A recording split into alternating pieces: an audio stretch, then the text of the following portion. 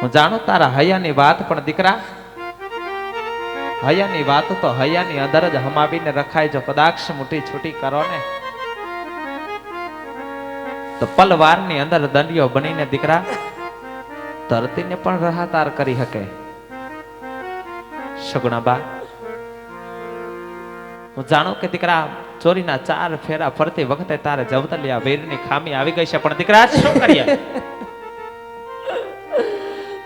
માં ભગવતીની હિંગળાજને એટલી અરજ કરતી કે દીકરો કાનો દીધો. ખોડાની અંદર ખિલકાર કરતો પુત્ર એક કેમ ન મૂક્યો? પણ માં ભગવતી હિંગળાજ આજે એટલી અરજ કરું છું, દ્વારિકા નાથને એટલી અરજ કરું છું, આય ત્રિલોકના નાથ, અખિલ બ્રહ્માંડના નાથ કાળિયા ઠાકર, આય માં ભગવતી હિંગળાજ, આય માં કુળની ખોળલ, તને એટલી અરજ કરું છું કે યુગો યુગો સુધી